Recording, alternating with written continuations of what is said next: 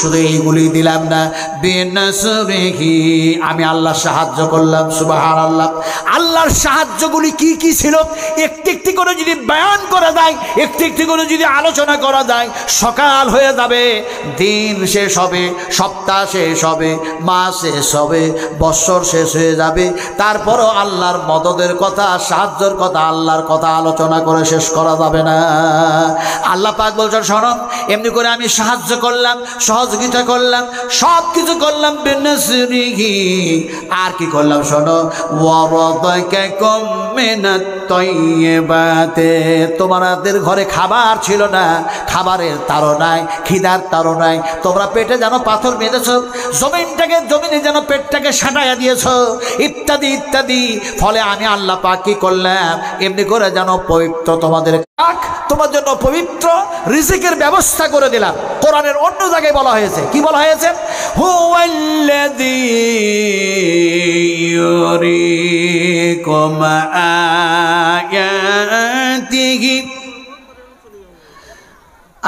আয়াতিহি ওয়া ইউনাজ্জিলু লাকুম মিনাস সামাই রিজকা ওয়া মা ইয়াতাযাক্কারু ইল্লা মান ইউনীব ফাদউল্লাহা মুখলিসিনা লাহুদ-দীন ওয়ালাউ কারিহাল কাফিরুন। আল্লাহ সুবহানাহু ওয়া তাআলা তিনি এই জায়গায় বলছেন, তোমাদের রব তো সেই রব, তোমাদের স্রষ্টা তো সেই স্রষ্টা, আমি আল্লাহ তো সেই আল্লাহ, যে আল্লাহ সুবহানাহু ওয়া তাআলা আমি হচ্ছি এরকম আমার নিদর্শন বলিগুলি তোমাদের সামনে প্রকাশ করে থাকি। তার মধ্যে একটি নিদর্শন বলি হচ্ছে আমি যেন আসমান থেকে তোমাদের জন্য রিজিকের ব্যবস্থা করে দিই। জোরে বলুন সুবহানাল্লাহ। এখন এত লম্বা কথা না বলে সংক্ষিপ্ত সদায়ে হাফেজাহুল্লাহ এত দোয়া করলেন, তার মানে দোয়াগুলি যখন করছেন ফিলিস্তিন মুসলমানদের জন্য, তারপরে দেখা যায় জালেম বাদশার জন্য, যে জালেম বাদশা আমাদের দেশেও যেন কায়েম হয়েছে। আমাদের দেশের প্রধানমন্ত্রীর নামটা কি জানো ভালো? হ্যাঁ, নরেন্দ্র মোদী। হ্যাঁ, চাওয়ালা, কেটলিওয়ালা, চায়ের দোকানদার, তো নামটা অনেক লম্বা।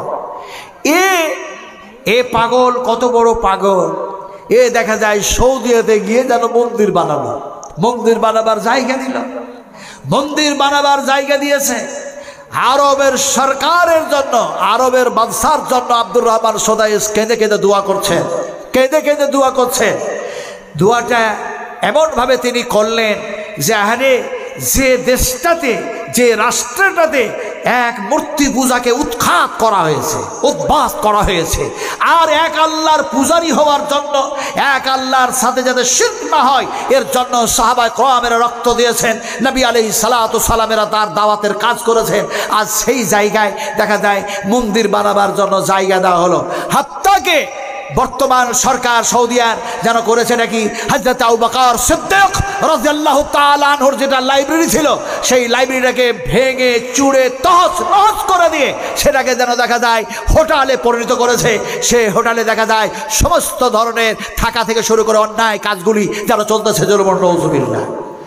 আবার আপনার এমনি করে মামা মামি, তারপরে মামাতো ভাই যতগুলি সব আছে আলহামদুলিল্লাহ প্রায় 10 জন, তারা যেন গোটা রমজানটাই সেখানে যেন রোজা করলেন, সেখানে গোটা রমজানটাই রোজা করলেন, আর বাইতুল হারাম কাবাতে তিনারা নামাজ আদা করলেন। এখনও তারা ফিরে আসে নাই। কেউ 15 তারিখে ফিরে আসবেন, কেউ 25 তারিখে ফিরে আসবেন, কেউ যেন 28 তারিখে ফিরে আসবেন। আলহামদুলিল্লাহ সুবহান আলহামদুলিল্লাহ। প্রচার করছি না, তবে আমিও কাবাতে গিয়ে দোয়া করব, এই আল্লাহ তুমি আমার দেশের এমনি করে যেন জালেম বাদশাকে উৎখাত করে দাও। তার মানে চাওয়ালা কেটলিওয়ালাকে উল্টায় দাও। কথা বুঝতে পেরেছেন না পারেন না? একটু জোরে বলেন আল্লাহু আমিন, আরো জোরে বলেন আল্লাহু আমিন। এ যদি ক্ষমতায় আসে তাহলে গোপন তথ্যে যেন খবর আছে যে 54টা মসজিদকে তারা ভাঙবে ক্ষমতায় আসার পরে পরে। 54টা মসজিদ ভেঙে তারা মন্দির বানাবে।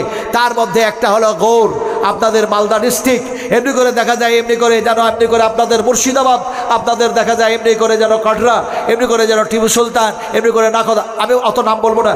54টা মসজিদ তারা ভেঙে মন্দির বানাবে। অনেক কিছু কথা, আমি সেসব কথা নেই বা বলছি, বলবোটা কি, নিজের পায়ে নিজেই কুরুল মেরেছি। সেই দিন আমি ওয়াজ করার জন্য গিয়েছিলাম আপনার, যেখানে আমি আগামী কালকে যাব, দত্তপুকুর। সেই দত্তপুকুর, কলকাতা দত্তপুকুরের পাশেই একটি যেন মুসলমান গ্রাম আছে, গ্রামটার নাম হচ্ছে ফলতি। সেই ফলতি গ্রামের মানুষেরা সব হচ্ছে আহলে হাদিস, গ্রামটাই হচ্ছে আহলে হাদিস। এখন সেই গ্রামে মাদ্রাসাও আছে, হাফেজ আইনুল বাড়ি আলিয়াবির সেই গ্রামে যেন মামা শ্বশুরের বাড়িও আছে। আমি সব দেখেছি, 100বারেরও বেশি আমি সেখানে বক্তব্য রেখেছি। তো সেখানে সেই দিন যাওয়ার পরে দেখলাম, আমাকে একজন বললেন যে এই গ্রামের মানুষ আহলে হাদিস, আর এই গ্রামের মানুষ সবাই 80% মানুষ মূর্তি পূজার কাজে এরা জড়িত। মূর্তি তৈরি করে আর বাজারে বাজারে বিক্রি করে বেড়ায়। ওই যে ইব্রাহিম নবীর বাপ যেন মূর্তি তৈরি করতো, কথা বুঝেন কিনে, ওরা ওটাকে বলছে সোননাথ। জোরবন্ড হুজুবিল্লাহ, আর হুজুবিল্লাহ 80% মানুষ তারা মূর্তি তৈরি করে। এখন 80%-এর মধ্যে একটি লোকের নাম হলো আব্দুল গফুর। এই আব্দুল গফফারটা দেখা যায় এমনি করে মূর্তি তৈরি করেছে, সবচাইতে উন্নত মানের, সবচাইতে সুন্দর একটা মূর্তি তৈরি করেছে। সেই মূর্তিটা তৈরি করে অযোধ্যায় যে এমনি করে মসজিদ ভেঙে দিয়ে মন্দির বানানো হলো, সেই মূর্তিটা এই যেন আহলে হাদিসের বাচ্চা, এই মুসলমান যেন তৈরি করে টাকার প্রলোভনে সেই মূর্তিটা সেখানে বিক্রি করেছে মোদির হাতে। কথা বুঝতে পেরেছেন না পারেন নাই? এখন দেখা যায় আমি সেখানে বলেছি, বক্তৃতা করতে করতে বলেছি, সেই ছেলেটাকেও বললাম, এর সাথে সালাম করো না, এর সাথে কালাম করো না, এর সাথে আদান প্রদান সমস্ত সব কিছু বন্ধ করে দাও, একে এক ঘরে করে দাও, সালাম দিলে সালামের উত্তরও দিও না। এখন শেষ পর্যন্ত তারা আমাকে বলল, তিনার নাম হচ্ছে একটা ছেলের নাম হচ্ছে আপনার এমনি করে দেখা যায় তাকে বলা হয় গোলাম মুস্তফা, আবার তিনি হাজিও। তো যাক কথা হচ্ছে কি, এমনি করে তিনারা আমাকে বললেন যে সালাম দিলে সালামের জবাব দেব না, তার সাথে উঠা বসা করবো না, তার সাথে কোনো রকমের আদান প্রদান রাখবো না, এরকম দলিল কি আছে? আমি বললাম, বিশ্বনবী মুহাম্মদ রাসূলুল্লাহ সাল্লাল্লাহু আলাইহি সাল্লামের জামানায় একটি যেন দেখা নয়, 2 জন নয়, 3 জন নয়, যারা জিহাদের ময়দানে যায় নাই, তাদের মধ্যে অনেকেই মুনাফিক ছিল, অনেকেই মুমিন মানুষ ছিল। তার মধ্যে দেখা যায় এমন একজন মুমিন মানুষ, আল্লাহ নবী বললেন তার সালাম দিও না, তার সালামের উত্তর দিও না, তার সাথে কথা বলো না, সে কথা বললে কথার জবাবও দিও না, তার সাথে যেন আদান প্রদান রাখবে না। সে জিহাদের ময়দানে যায় নাই, আল্লাহ তার ফায়সালা যতক্ষণ পর্যন্ত না করে ততক্ষণ পর্যন্ত সালাম দিলে সালামের উত্তরও যেন দিবে না। বিশ্বনবী ঘোষণা করলেন যে সাহাবীটার ব্যাপারে, তিনার নাম হচ্ছে হযরত কাব বিন মালিক রাদিয়াল্লাহু তাআলা আনহু। এমনি করে দেখা যায় হিলাল বিন উমাইয়া ইত্যাদি নানা অনেক কিছু আছে, লম্বা ঘটনা, অতটা বলবো না। শুধু তাকে আমি বললাম, এমনি করে বিশ্বনবী মুহাম্মদ সাল্লাল্লাহু আলাইহি সাল্লাম যখন ঘোষণা করলেন, কেউ যখন তার আত্মীয়র মধ্যে, রিলেটিভের মধ্যে তারাও যখন কথা বলে না, সালাম দেয় না, সালামের জবাব দেয় না, এরকম অবস্থা যখন হয়ে গেল, শেষ পর্যন্ত সে যেন নবীর কাছে গেল, গিয়ে বলল, ইয়া রাসূলুল্লাহ, আমার সাথে তো কেউ কথা বলে না, গোটা পৃথিবীটা যেন ছোট্ট একটা বাটির তলার নাই মতো হয়ে গিয়েছে, এ সময় আমি কি করি? বিশ্বনবী যেন বললেন, তোমার স্ত্রীও যেন তোমার সাথে কথা বলবে না, তুমিও তার সঙ্গে কথা বলবে না, তার কোনো সহানুভূতি সহযোগিতা নিতে পারবে না। এখন দেখা যায় সেই সাহাবী যেন বলি, ইয়া রাসূলুল্লাহ, তাহলে আমার স্ত্রীকে আমি তালাক দিয়ে দিব, তাকে কি তালাক দিয়ে দিব? নবী যেন বললেন, না, তালাক দেওয়া লাগবে না, তার মায়ের বাড়ি তাকে কিছুদিনের জন্য পাঠায়া দাও। যদি স্ত্রীর সাথে সালাম কালাম আদান প্রদান, পাড়া প্রতিবেশী সব কিছু যদি বন্ধ হয়ে যায় ওই কাব বিন মালিকের ব্যাপারে, তাহলে পরে এ ধরনের যেন এমন এক কমার্শিয়াল কুকুর, যে কুকুর দেখা যায় যেন এমনি করে যাকে আল্লাহ পাক মানুষ বানালেন, আর দেখা যায় বলা প্রাণীর চাইতো যার চরিত্র হলো নিকৃষ্ট, এই মানুষটার সঙ্গে সালাম কালাম করা যাবে না। শেষ পর্যন্ত গ্রামের মানুষেরা ঐক্যবদ্ধ হয়ে তাকে এক ঘরে করেছে। লোকটি বলেছে, আমাকে 6 মাস সময় দাও হোক, আমি আমার এই ব্যবসা গুটাইয়া নিব, সেপটে নিব, এবং আমি তওবা করে এ কাজ থেকে ফিরে আসব, আমি আর কখনো মূর্তির কাজ তৈরি করব না। আমি বলেছি 6 মাস সময় নয়, 6 মাস সময় নয়, এক্ষণে তওবা করো, আর এক্ষণে যদি তা থেকে ফিরে আসো, আল্লাহর দিকে রুজু করো, কামিয়াব হয়ে যাবে। আর এর মধ্যে যদি মারা যাও তাহলে যেন দেখা যায় এমনি করে অকল্যাণ হয়ে যাবে। ওকে শেষ পর্যন্ত আমি এই কথাই বললাম, ফায়াগফিরু লিমান ইয়াশা ওয়া ইউআযযিবু মান ইয়াশা। আল্লাহ সুবহানাহু ওয়া তাআলা চাইলে তোমারে যেন এমনি করে ক্ষমা করে দেবে, আল্লাহ চাইলে যেন তোমারে সাজা দিয়ে দেবে। সাজা দেওয়ার মালিককে কথা জোরে বলুন। আর ক্ষমা করার মালিক কে? আজকে আমি বলতেছিলাম, যদি মুসলমান এইভাবে অন্যায় কাজে যদি লিপ্ত থাকে, অন্যায় কাজে যদি জড়িত থাকে, তাহলে তারা আজকে সুযোগটা পাবে না কেন? যার জন্য আমি বলেছি যে এরা ফিরে আসবে। আর ইনশাআল্লাহ প্রচার নয়, বলতেছিলাম যে আমিও ইনশাআল্লাহ যাচ্ছি আল্লাহর কাছে বড় কাঁদাকাটি করে। বড় আশা ছিল যে আল্লাহ তুমি তোমার ঘরটা একটু তপ করায় নাও, তুমি একটু যেন এমনি করে দয়া করো, অনুগ্রহ করো, কৃপা করো। ইনশাআল্লাহ আমরা স্বামী স্ত্রীতে আমাদের সমস্ত সব কিছু কমপ্লিট হয়ে গেছে আলহামদুলিল্লাহ। এবং আমাদের যেন এমনি করে যেন ফ্লাইটের ডেটও হয়ে গেছে 9 মে। ইনশাআল্লাহ আমরা যাচ্ছি, আল্লাহ পাক যাতে পৌঁছায় দেন, হজের রুকনগুলি আহকামগুলি করার জন্য আল্লাহ যাতে সহজ করে দেন, সেই তৌফিক দান করে। একটু জোরে বলুন আল্লাহু আমিন। আমিও আপনাদের জন্য দোয়া করবো ইনশাআল্লাহ, কারণ রাসূল আকরাম সাল্লাল্লাহু আলাইহি সাল্লাম দোয়া করেছেন, এমনি করে দেখা যায় সকলের জন্য দোয়া করেছেন। আল্লাহুম্মা গফির লানা ওয়া লিল মুমিনিনা ওয়াল মুমিনাত ওয়াল মুসলিমিনা ওয়াল মুসলিমাতিল আহইয়া মিনহুম ওয়াল আমওয়াত। আবার যেন নবী বলছেন, আল্লাহুম্মা গফির লানা ওয়া লিল মুমিনিনা ওয়াল মুমিনাত ওয়াল মুসলিমিনা ওয়াল মুসলিমাত। আল্লাহুম্মা আলিফ বাইনা কুলুবিহিম ওয়াসলিহ যাত বাইনিহিম ওয়ানসুরহুম আলা আদুবিকা ওয়া আলা আদুবিহিম। আল্লাহুম্মা ইনাল কাফারাতাল্লাযীনা ইয়াসুদ্দুনা আন সাবিলিক ওয়া ইউকাযযিবুনা রাসূলাক ওয়া ইউকাতিলুনা আউলিয়াক। আল্লাহুম্মা খালিফ বাইনা কালিমাতিহিম ওয়া যালজিল আকদামাহুম। বিশ্ব নবী দোয়া করেছেন। কথা যেন বলতেছিলাম, আমার ভাইরা, আমার মায়েরা, আমার বোনেরা, সোনা টুরারা, এখন দেখা যায় এমনি করে দিনের শত্রুরা যেন দিনকে নষ্ট করার জন্য, মুসলমানদের ইমানকে নষ্ট করার জন্য তারা যেন একদিকে হয়েছে। তবে দেখা যায় মুসলমানদের সংখ্যা যেন 1 নম্বরে হবে, বলেন ইনশাআল্লাহ। এখন অবৈধ রিজিকটাকে আল্লাহ পাক মুসলমানদের জন্য যেন পবিত্র করলেন, কিভাবে হালাল কিভাবে করলেন। ওয়ারাযাকাকুম মিনাত তাইয়্যিবাত লাআল্লাকুম তাশকুরুন। বিশ্বনবী মুহাম্মদ সাল্লাল্লাহু আলাইহি সাল্লাম সাহাবা কিরামদেরকে শোনাচ্ছেন, ও সাহাবীরা শোনো, আমার পূর্বে অনেক নবীগণ এসেছেন, তার মধ্যে এমন একটি মানুষ, এমন একজন পয়গম্বর এসেছিলেন, আল্লাহ পাক যাকে প্রেরণ করেছিলেন, তিনার উপরে হুকুম হয়ে গেল, জিহাদ করো, যুদ্ধ করো। যারা আমার দিনকে নষ্ট করতে যায়, ফলে যেন যুদ্ধের অর্ডার হয়ে গেল। সে নবী তখন যেন তার কমকে, তার উম্মতগুলিকে বলল, আমার উম্মতরা শোনো, তোমরা আমার সঙ্গে কি জিহাদ করতে যেতে চাও? যারা ইচ্ছুক আছো, অবশ্যই তোমরা রাজি আছো, তোমরা যাবে। তবে আমি নবী হিসাবে তোমাদেরকে বলি, 3 শ্রেণীর মানুষ আমার সঙ্গে যেতে পারবে না জিহাদের ময়দানে। 3 শ্রেণীর মানুষ আমার সঙ্গে যুদ্ধের ময়দানে যেতে পারবে না। রাসূলুল্লাহ ঘটনাটা শোনাচ্ছেন সাহাবায়ে কেরাম রাদিয়াল্লাহু তাআলা আনহুমদেরকে। এমন সময় যেন তিনি বললেন, 3 শ্রেণীর মানুষের মধ্যে 1 শ্রেণীর মানুষ দেখা যায় যারা এমনি করে নতুন বিয়ে করেছো, এই নতুন বিয়ে করার পরে এখনো বাসর রাত হয় নাই, তার মানে স্ত্রীর হক তুমি আদায় করো না, স্ত্রী তোমার হক আদায় করে নাই। এরকম যারা টাটকা বিয়ে করেছো, নতুন বিয়ে করেছো, এই শ্রেণীর মানুষগুলি জিহাদের ময়দানে যেতে পারবে না।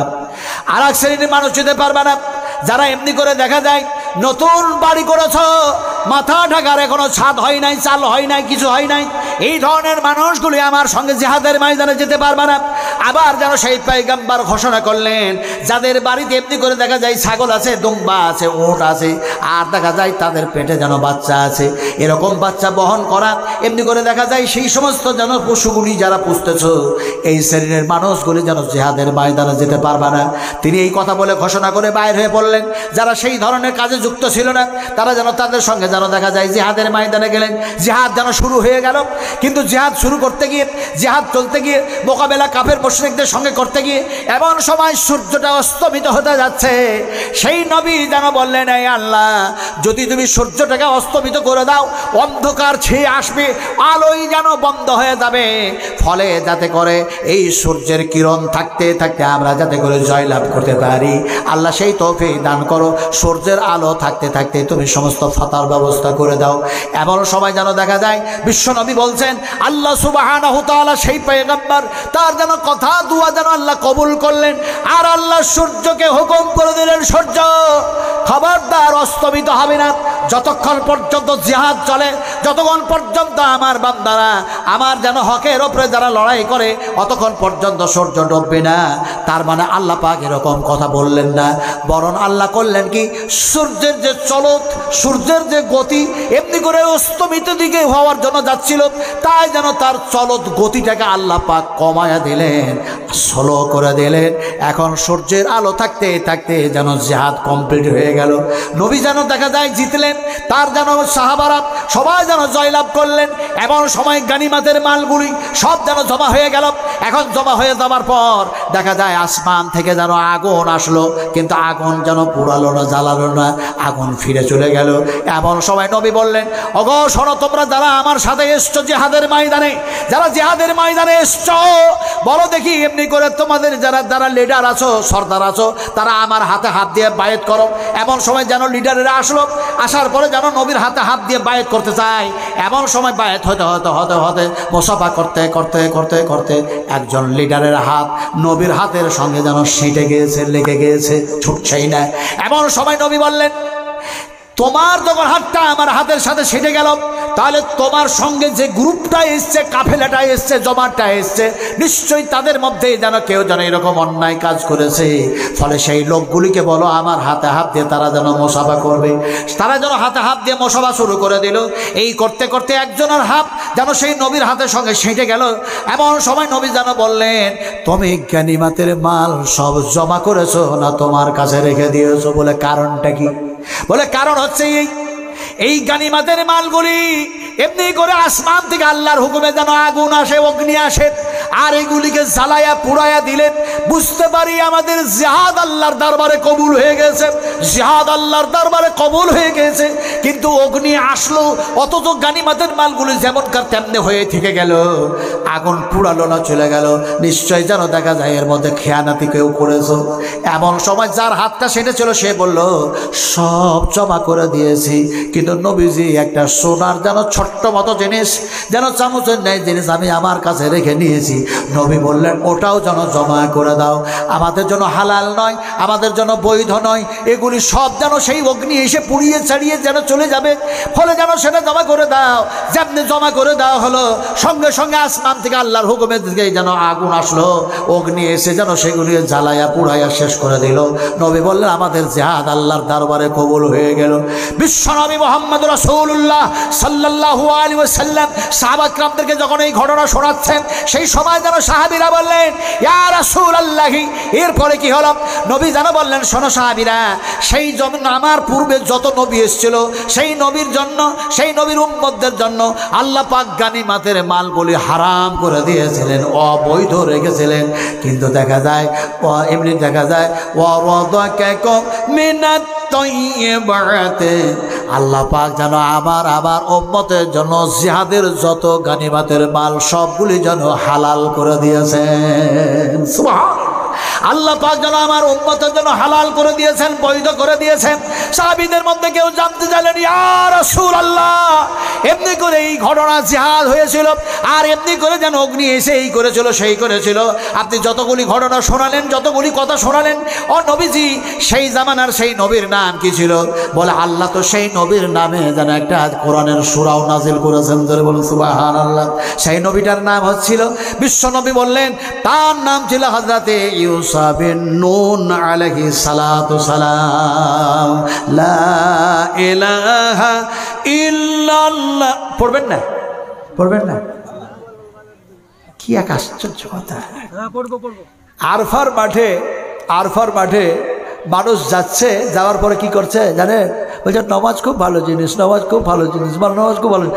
জোহরেরও 4 রাকাত পড়ছে, আসরেরও 4 রাকাত পড়ছে। কত বেকুফের বেকুফ, জানেই না, নামাজ ভালো বলে 4 রাকাত করে পড়ছে। অথচ রাসূল আকরাম সাল্লাল্লাহু আলাইহি ওয়াসাল্লাম তিনি কসর নামাজ পড়েছেন 2 রাকাত করে। আরফার মাঠে আপনি যখন গেলেন, তখন জোহর এবং আসর যেন পড়বেন, এমনি করে যেন 2 রিকাত করে 4 রিকাত করে কেউ যদি পড়ে সেখানে, তাহলে রাসূলের সুন্নাত আদায় হবে না। জুরবুল্লাহ কথাটা বলতেছিলাম। এখন ওখানে কি করবেন? ওখানে আপনাকে লা ইলাহা ইল্লাল্লাহ পড়তেই হবে। কি পড়বেন? লা ইলাহা ইল্লাল্লাহু ওয়াহদাহু লা শারীকা লাহু লাহুল মুলকু ওয়া লাহুল হামদু ওয়া হুয়া আলা কুল্লি শাইইন কাদির। এটা সবাই জোরে সোরে পড়ুন তো। লা ইলাহা ইল্লাল্লাহু আল্লাহু আকবার ওয়া লা হাওলা ওয়া লা কুওয়াতা ইল্লা বিল্লাহিল আলিয়্যিল আযীম। লা ইলাহা, আল্লাহ ছাড়া কোনো ইলাহ নেই, আল্লাহ ছাড়া কোনো মাবুদ নেই। এক আল্লাহ ছাড়া আমরা কারো উপাসনা করি না, আরাধনা করি না। এক আল্লাহ ছাড়া কাউরে সামনে মাথা নত করব না। বলুন ইনশাআল্লাহ। একটু জোরে বলুন ইনশাআল্লাহ। কেন বললাম জানেন? এক ধরনের নির্বোধ মুসলমান মুর্শিদাবাদ থেকে আর বীরভূমের কিছু জায়গা থেকে আপনার দেখা যায় এই গত যে জুমাটা হলো, এই আপনার জুমা, আপনার রমজান মাসের শেষ জুমা, সেই জুমাতে দেখা যায় যেন ওই পাথর চাপড়ি গেল, পাথর চাপড়ি। কথা বুঝেন কিনা? জিজ্ঞেস করলাম, ভাই তোমরা ওখানে গেছিলে কেন?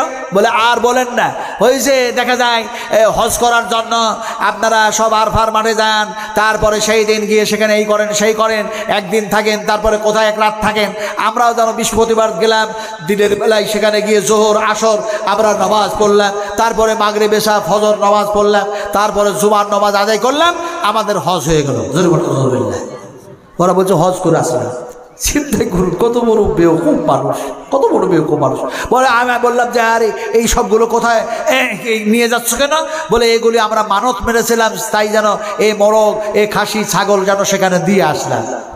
হাই রে মানুষ, এতই নির্বোধ এরা যে সেখানে গিয়ে দেখা যায় আল্লাহর বিরুদ্ধে যেন সেই কাজ করে আসলো। জরুর আস্তাগফিরুল্লাহ, জরুর আস্তাগফিরুল্লাহ। আমরা ডাকবো কয় আল্লাহকে? একটু জোরে বলতে হবে। আমরা ডাকবো কয় আল্লাহকে? শাহাদাতের আঙ্গুল উঁচু করে বলুন, কয় আল্লাহকে ডাকবেন? আর একটু জোরে বলুন, আমার সাথে সবাই মিলে বলুন, আশহাদু আল্লা ইলাহা ইল্লাল্লাহু ওয়া আশহাদু আন্না মুহাম্মাদান আবদুহু ওয়া রাসূলুহু। ফাদউল্লাহ ফাদউল্লাহ মুখলিসিনা লাহুদ্দিন। আল্লাহ পাক বলেন, আমি এক আল্লাহকে তোমরা ডাকো। আমার দ্বীনের কাজ করতে গিয়ে আমাকে সন্তুষ্ট করার জন্যই করো।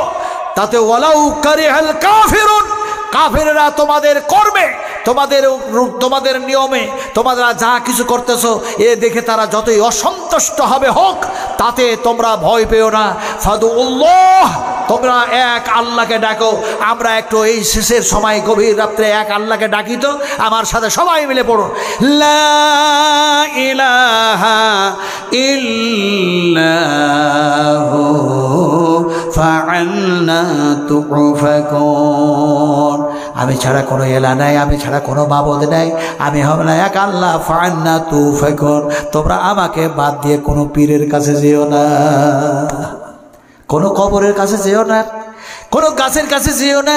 আল্লাহ পাক কোরআনের অন্য জায়গায় বলেন, ওয়াকিমুস সালাতা ওয়া লা তাকুনু মিনাল মুশরিকিন। নামাজ সালাত প্রতিষ্ঠা করো, ওয়া লা তাকুনু মিনাল মুশরিকিন। তোমরা মুশরিকদের মতো হয়ে যাও না। আচ্ছা, মুশরিকদের মতো হয়ে যাও মানে তোমরা নামাজ পড়ো, ওরা নামাজ পড়ে না। আল্লাহ এরকম বুঝাচ্ছেন না। আল্লাহ আসলে এই জায়গায় বুঝাতে চাইছেন, ওয়াকিমুস সালাত, নামাজ প্রতিষ্ঠা করো, সালাত প্রতিষ্ঠা করো, ওয়ালা তাকুনু মিনাল মুশরিকিন, মুশরিকদের মতো হয়ে যেও না। তার মানে দেখবেন মুশরিকেরা করে কি, যেখানে মন যায় যখন মন যায় তখন দেখা যায় দাঁড়ায় গেল, গাছ দেখে যেন নমস্কার করে এলো, সিজদাও করে এলো, কোনো সময় সহ্যই করলো, কোনো সময় করলো না, কোনো সময় পাথরকে দেখলো, পাথর দেখে যেন নেমে পড়লো, কোনো সময় সাগরকে দেখলো, সাগরকে দেখে যেন দেখা যায় পূজা শুরু করে দিল। আল্লাহ পাক বলছেন ওদের মতো হয়ে যেও না।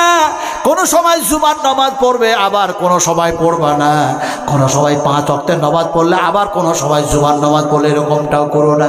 কোনো সময় দেখা যায় শুধু যেন রোজা রাখলে, শ্যাম পালন করলে, আবার দেখা যায় তারপরে নামাজগুলি ছেড়ে দিলে, আবার দেখা যায় জুমার নামাজ পড়লে, কোনো সময় ধরলে কোনো সময় ছাড়লে, কোনোটা মানলে কোনোটা মানলে, ওই মুশরিকদের মতো তোমরাও হয়ে যেও না। আমার ভাইরা, আমার মায়েরা, আমার বোনেরা, শোনার্থীরা, কথা বলতেছিলাম ঈমান নষ্ট করার জন্য হাজারো অগণিত দেখা যায় এই সবগুলি যেন আবিষ্কার হয়েছে, তারা যেন চেষ্টা করতেছে। কিন্তু আমাদের ঈমানকে বাঁচাবার জন্য আমাদেরকে ঐক্যবদ্ধ হয়ে কোরআনের প্রতি আমাদেরকে যেন চলাফেরা করতে হবে, কোরআন দিয়ে আমাদের জীবন যেন পরিচালিত করতে হবে। বলুন ইনশাআল্লাহ, এটা জরুরি ইনশাআল্লাহ। আমি একটা আপনাদের সামনে হাদিস বয়ান করবো, দিয়ে শেষ করতে যাব। ভাই বলছিলাম এটা মসজিদ উন্নতি কলবে জালসা তো নাকি? এখানে যদি আপনারা কিছু না, অনেক মানুষ বসে আছেন আলহামদুলিল্লাহ। আমার মা বোনদের দিকে আমি একবারও চেয়ে দেখিনি। কেন দেখি না তাই বলে মন টন খারাপ করলে হবে না।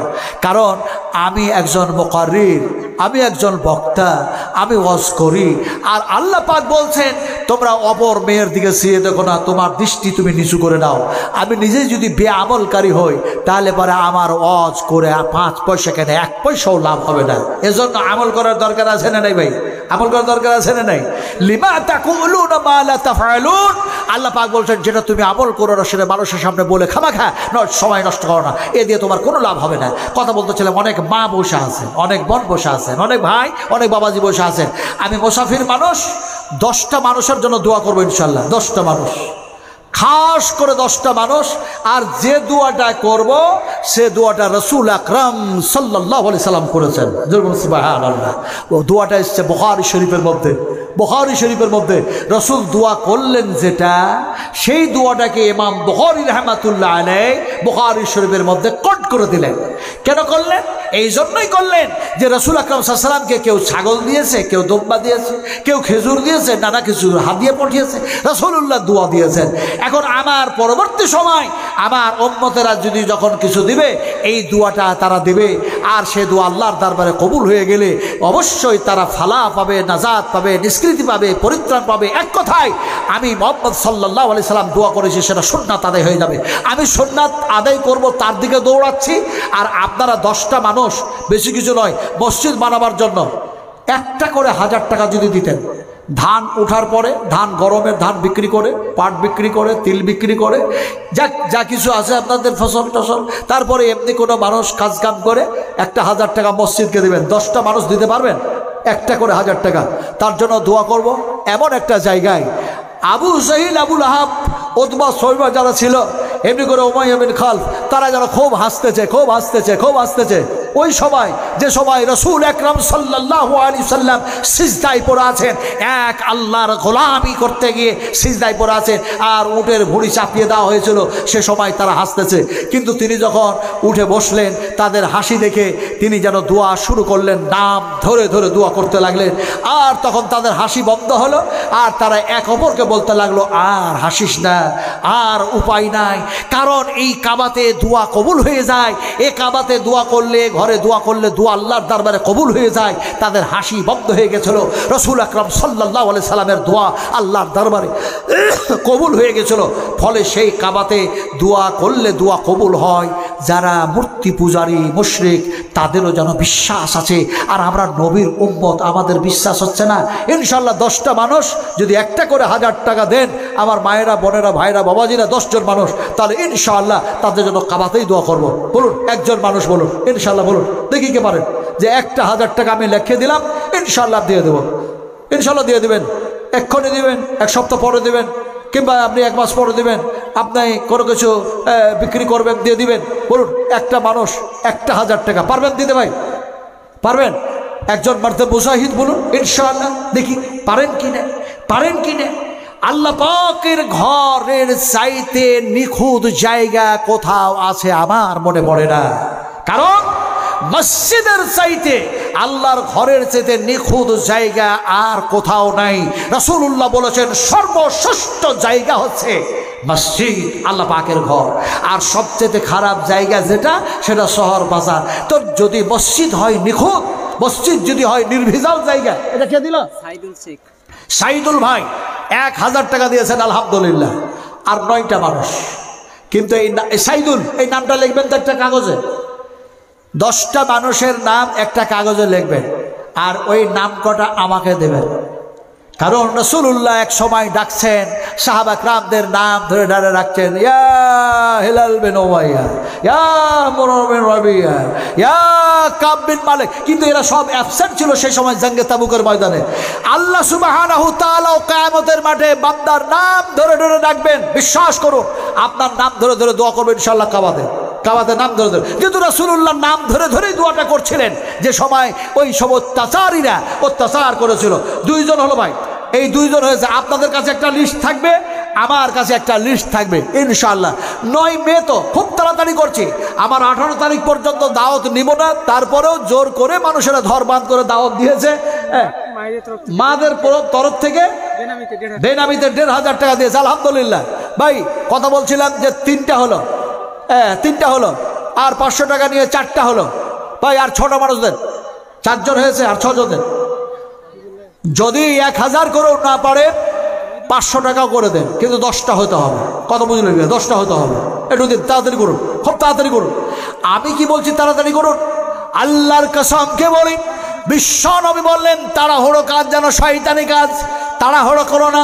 আবার নবী যেন বললেন তাড়াতাড়ি করো, তাড়াতাড়ি করো, ভালো কাজে দেরি করো না। কেউ জানতে চাইলেন ইয়া রাসূলুল্লাহ ভালো কাজে তাড়াতাড়ি করব, সেই কাজগুলি কি কাজ? বিশ্ব নবী বললেন যখন সালাতের ওয়াক্ত হয়ে যাবে, নামাজের ওয়াক্ত হয়ে যাবে, তাড়াতাড়ি করে নামাজ পড়ে নাও। আল্লাহর হাবিব তারপরে বললেন এমনি করে যেন দেখা যায় তোমাদের মধ্যে কাউরি মাইয়াত হয়ে যাবে, মানুষ মারা যাবে, তাড়াতাড়ি করে দফন করে দাও। রাসূলুল্লাহ বললেন ছেলে মেয়ে সাবালক সাবালিকা হয়ে গেছে, তাড়াতাড়ি বিয়ে দিয়ে দাও। এক কথায় হাদিসের সারমর্ম হচ্ছে ভালো কাজে দেরি করো না, তাড়াতাড়ি করো। ঈদুল ফিতর জি একটা বাকি আছে মায়ের থেকে, হ্যাঁ তাহলে হয়ে গেল। এখানে 5টা হলো, আর 5 জন দেন, আলহামদুলিল্লাহ 5টা হলো। খুব তাড়াতাড়ি করতে হবে। রাসূলুল্লাহ সাল্লাল্লাহু আলাইহি ওয়াসাল্লাম বললেন এই ভালো কাজে দেরি করো না। বেনামিতে 500, হ্যাঁ সুলেমান মন্ডল 500, হ্যাঁ হ্যাঁ ঠিক আছে, 500 করে দিয়েছে 2 জন, আর একজন দিয়েছেন কত? 1000। আলহামদুলিল্লাহ, আলহামদুলিল্লাহ, সুবহান আলহামদুলিল্লাহ, হাইয়াকাল্লাহ, বারাকাল্লাহ, জাযাকুমুল্লাহু খাইরান জাযা, আহসানাল জাযা। এই আল্লাহ যারা দিচ্ছে তোমার ঘর বানাবার জন্য, আল্লাহ তাদের জন্য জান্নাতের মধ্যে আরেকখানে তুমি জান্নাত বানায় দাও। ওয়ালাইকুম সালাম। তা আরেকজন ভাই আমার দিয়েছেন এমনি করে যেন 1000 টাকা। কি নাম আপনার? জুলকার শেখ 1000 দিয়েছেন, আলহামদুলিল্লাহ, সুবহান আলহামদুলিল্লাহ। ভাই আর 3টা মানুষ দেন, তাড়াতাড়ি করুন, তাড়াতাড়ি করুন, তাড়াতাড়ি করুন। গত ঈদুল ফিতর আমার পিছনে 10,000 মানুষ নামাজ পড়ে, প্রায় সেখানে 35 বছর ধরে ঈদগাহর ইমামতি করতেছি। এবার তারাকে ঘোষণা করলাম কুরবানির ঈদে আমি আসতে পারবো না। এবার তো আমার কুরবানি ইনশাআল্লাহ আল্লাহ পাক সেখানে করাবেন ইনশাআল্লাহ। আরবের মাটিতে মিনাতে কথা বলতেছিলাম, আসতে পারবো না। ওনারা অধরণে কানলেন আর বললেন যদি না আসেন তাহলে পারে আমরা কিভাবে কি করব। আমি বলে একজন ভালো পরহেজগার একজন আলেমকে দিয়ে, একটা ইমামকে দিয়ে সেই দিনে নামাজ পড়ায় নেবেন। আল্লাহ পাক আমাকে ফিরে আসলে আবারও সেই দায়িত্ব ছিল। নামাজ পড়েছে, ইফতারি করেছে, ঈশার নামাজ পড়েছে, খাওয়া দাওয়া করেছে, একটু যেন বারান্দায় শুয়ে আছে। স্ত্রী বলল তোমার জন্য ঘরে আমি বিছানটা করে আসি। রাত্রি যেন দেখা যায় 9টা 10টা হয়ে গেল, এবার দেখা যায় 9টা 10টা হয়ে গেছে। এবার এই বলে ঘরে বিছান করে আসি, দেখা যায় স্ত্রী এসে দেখছে স্বামী নাই, ওই জায়গাতে মরে মৃত্যুবরণ করেছে। ওই কিছুক্ষণের মধ্যে, কয়েক মিনিটের মধ্যে স্ত্রী টের পায় নাই। একদিকে ঈদুল ফিতরের নামাজের ইমামতি করার পর আবার দেখা যায় তার জানাজার নামাজে শামিল হলাম। আহা কি এক মর্মান্তিক ঘটনা, কি এক যেন দেখা যায় এমন একটা যেন ঘটনা ঘটে গেল। মানুষ আনন্দ করবে কি, খুশি মানাবে কি, কান্নার যেন ঝড় বইতেছে। এখন কথাটা বলতেছিলাম আমার ভাইরা যে সেখানেও দোয়া করেছি, ইনশাআল্লাহ আপনাদের জন্য দোয়া করবো। কি হলো এটা? কয়জন হলো ভাই? এটা কয়জন হয়েছে?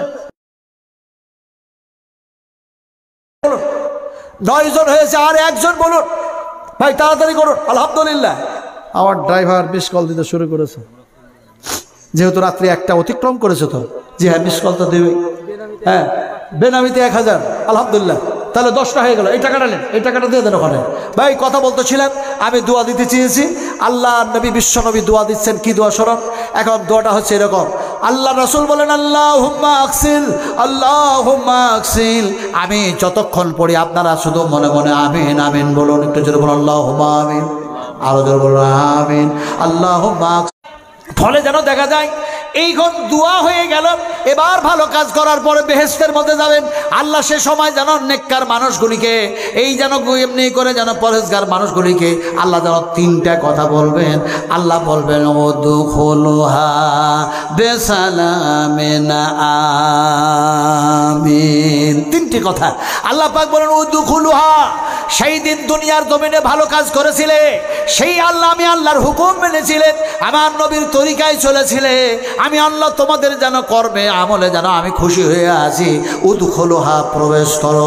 সালাম এখানে আছে শান্তি আর শান্তি, আরাম আর আরাম, আমিন আর নিরাপত্তা আর নিরাপত্তা। সুবহানাল্লাহ। শুধু এই কথাই না, বরং দেখা যায় আপনারা দিচ্ছেন, আমার মতো একজন গুনাহগার মানুষ যদিও দোয়া করি, কিন্তু দেখা যায় ফেরেশতারা আপনাদের জন্য দোয়া করছে। দোয়াটার ল্যাঙ্গুয়েজগুলি কি, ফেরেশতাদের ভাষাগুলি কি, আল্লাহ পাক তা কোরআনের মধ্যে কোড করে দিয়েছেন। কি হ্যাঁ, এটা কে দিল ভাই? এই 500 টাকা কে দিয়েছে? তাড়াতাড়ি করো। হ্যাঁ, মানসুরা মৃত্যু পিতা নামে। ঠিক আছে, জবর। আর কেউ দিয়েছে? বরজাহান।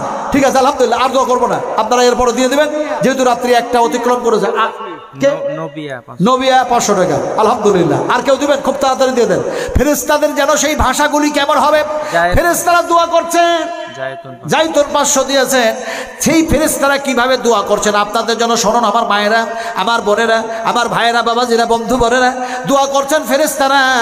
আর সেই ফেরেশতাদের যেন ভাষাগুলি, শব্দগুলি আল্লাহ কোরআনের মধ্যে যেন ঘোষণা করলেন। ফেরেশতারা বলছে রব্বানা রব্বানা রব্বানা ওয়াদখিলহুম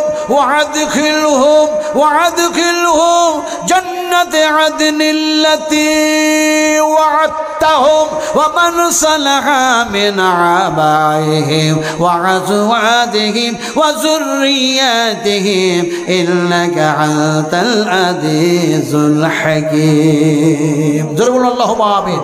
আর জোরে বলুন আল্লাহুম্মা আমিন। আল্লাহর কাছে দোয়া করি, এই আল্লাহ তোমার কথাগুলি আলোচনা করলাম, এই আল্লাহ তোমার নবীর কথা আলোচনা করেছি। মানুষ মাত্রই তো অনেক কিছু ত্রুটি হয়ে যায়। আমরা যে পাপাচার, আমরা গুনাহগার, আমাদের ভুলের শেষ নাই, আমাদের পাপের শেষ নাই। এই আল্লাহ আমরা তোমার গোলাম, আয় আল্লাহ আমরাকে পূর্ণ গোলামি করার তৌফিক দান করে দাও। আয় আল্লাহ মাদ্রাসার আলেম ওলামাদের উপর অত্যাচার হচ্ছে, আমি সব কথা বলতে পারলাম না। আলেম ওলামাদেরকে অ্যারেস্ট করা হয়েছে। আরবের বাদশাহ এমনি করে দেখা যায় ইদানিং 13 জন আলেমকে অ্যারেস্ট করেছে, জেলখানায় ভরে রেখেছে। কিছু তাদের অপরাধ না। শুধু একজন বললেন যে এই দেশে, এই নবীর দেশে, আরবের মাটিতে কেন আপনি মন্দির বানাবার অনুমতি দিয়েছেন, এটাই তার বলা অপরাধ। মসজিদে নববিয়াতে, মদিনায়ে মুনাওয়ারায় জুমার খুতবাতে একজন ইমাম, তিনি যেন দেখা যায় শুধু বলেছেন যে আল্লাহ পাক কোরআনের মধ্যে বলেছেন মুশরিকদের সঙ্গে, ও মুমিনেরা তোমরা খবরদার তাদের সাথে সম্পর্ক রেখো না, কারণ এরা আমার দুশমন, তোমাদের দুশমন। এই কথা বলার কারণে সেই মসজিদে, সেই যেন মদিনায়, যেন মসজিদে নববিয়া, যেন সেই ইমামকে আজও পর্যন্ত বন্দি শুধু নয়, কোন জায়গায় যে রেখা হয়েছে এখনো তাকে খুঁজে পাওয়া যাচ্ছে না। কি এক অত্যাচার, কি এক অনাচার, কি এক অবিচার ওলামাদের উপর হচ্ছে। আমার ভাইরা, আমাদেরও ভারতের মাটিতে ঘোষণা করে দিয়েছে, অলরেডি সুপ্রিম কোর্ট থেকে পাশ করিয়ে নিয়েছে, এই সমস্ত ধামাধরারা পাশ করেছে যে এমনি করে দেখা যায় হাই মাদ্রাসা থেকে শুরু করে নেজামিয়া মাদ্রাসা পর্যন্ত, হাই মাদ্রাসা থেকে যেন খারেজিয়া মাদ্রাসা পর্যন্ত, এমনি করে দেখা যায় সমস্ত মাদ্রাসাগুলিতে যেন পড়ানো পড়তো যেন কোরআন তেলাওয়াত হতো। কিন্তু কোরআন তেলাওয়াত নয়, কোরআন তেলাওয়াত পরে হবে, বুখারী শরীফ পরে হবে, মুসলিম শরীফ পরে ক্লাস হবে, আবু দাউদ পরে হবে, তিরমিজি পরে হবে, নাসাই পরে হবে, ইবনে মাজাহ পরে হবে, মিসকাত পরে হবে, বুলবুল মারাম পরে হবে, গ্রামারের বই যত আছে, নওমের সারফের বই যত আছে সব পরে হবে। সর্বপ্রথম হাই মাদ্রাসা থেকে নিজামিয়া মাদ্রাসা পর্যন্ত যেন সর্বপ্রথম পড়াতে হবে, গীতা পাঠ করাতে হবে। জিজ্ঞেস করতে চাই, আপনারা মাদ্রাসাতে গীতা পাঠ করাবেন না করান? একটা মানুষ বললেন, সবাই একটু জোরে জবাব দেন, একটু জোরে চিৎকার করে বলুন, আমরা কোরআন পড়াবো না গীতা? আরো জোরে বলুন। এখন দেখা যায় মসজিদে আমরা তেলাওয়াত করব, কোরআন তেলাওয়াত করব না গীতা। কিন্তু তারা বলেছে যে মসজিদে দেখা যাবে এই আইন উল্লঙ্ঘন করবে সেই মসজিদ ভেঙে দেওয়া হবে, মন্দিরে পরিণত করা হবে, দিয়ে গীতা পাঠ করানো হবে। জোরে বলুন নাউজুবিল্লাহ, একটু জোরে বলুন নাউজুবিল্লাহ। অনেক কথা বলার ছিল, আমি সব কথা বলতে পারলাম না। কথা বলেই আপনাদের কাছ থেকে বিদায় নিচ্ছি। গভীর রাত, শেষের বেলায় একটা ওসিয়ত, আমার মায়েরা, আমার বোনেরা, করজোরে অনুরোধ করে বলি, শরণ, আপনাকে কিয়ামতের মাঠে জিজ্ঞেস করা হবে আপনি নামাজ কেন পড়েন নাই। হবে না? হবে না? জিজ্ঞেস করা হবে না? হবে না? আপনি কেন কোরআন পড়েন নাই? আপনি কেন দেখা যায় এমনি করে বেপরদা হয়ে চলেছিলেন? অন্য দপ্তরে হয়তো সেটা দেখা যাবে নেকির বদি ওজন করার সময় সেগুলো সব ধরা পড়ে যেতে পারে, কিন্তু জাহান্নামের মধ্যে যখন নিক্ষেপ করা হবে তখন দেখা যায় আনিল মুজরিমিনা মা সালাকাকুম ফি সাকার ক্বালু লাম নাকু মিনাল মুসাল্লিন ওয়া লাম নাকু নুতঈমুল মিসকিন ইত্যাদি ইত্যাদি। এখন দেখা যায় সে সময় যেন তারা বলবে আমরা নামাজি ছিলাম না, মুসল্লি ছিলাম না। ফলে আমার সকলের কাছে রিকোয়েস্ট, একবারে সমস্ত ইবাদতের মেন গেট যদি হয় সেটা হচ্ছে সালাত। আমরা যারা বসে আছি ইনশাআল্লাহ 5 ওয়াক্তের ফরজ নামাজ ছেড়ে দেবো না, বলুন ইনশাআল্লাহ। আরো দেবো ইনশাআল্লাহ। রাত্রি 1টা হলো, অনেকেই ওয়াজ করতে করতে আমরা এটা করি। আমি মসজিদে আলোচনা করছিলাম যে আপনারা রাত্রি 1টা 1:30টা কেন করছেন? 11:30 11টায় প্রোগ্রাম শেষ করুন, খুব জোর তো বেশি নয়, 12টা পর্যন্ত প্রোগ্রাম করুন, শেষ করে দেন। জমাতে নামাজ পড়ে না, কথা ঠিক না বেটি বলুন? ঠিক না? আর রাসূলুল্লাহ সাল্লাল্লাহু আলাইহি ওয়াসাল্লাম বলেন, বুখারী শরীফ হাদিস, রাসূলুল্লাহ বলছেন আমার ইচ্ছা হয় আমি আমার এই জায়গায় কাউকে ইমামতির জায়গায় দাঁড় করাইয়া দিই যারা জমাত। এর বড় দুঃখের কথা। যাক, আল্লাহর কাছে দোয়া করছি আমরা নামাজ ছেড়ে দিব না, বলুন ইনশাআল্লাহ ছেড়ে দেব না। আল্লাহ কি বলছেন শুনুন, ছাড় দিব, ছাড় দিব, ছাড় দিব, ছাড় দিব, ছেড়ে দিব না, ছেড়ে দিব না, ছেড়ে দিব না। ফাখাযাতহুম ফাখাযাতহুম ফাকাইফা কানা ইকাব। ছাড় দিয়েছি, যা মন যায় তাই করে বেড়াও, কিন্তু যখন আমি ধর্ম আর বাঁচাবার কেউ হবে না। ফলে আল্লাহর আযাবের মধ্যে যাতে আমরা মুবতলা না হই, আল্লাহ পাক তা আমাদের হেফাজত করেন। সুবহানাকাল্লাহুম্মা ওয়া বিহামদিকা আশহাদু আল্লা ইলাহা ইল্লা আনতা আস্তাগফিরুকা ওয়া আতুবু ইলাইক। আসসালামু আলাইকুম ওয়া রাহমাতুল্লাহি ওয়া বারাকাতুহু।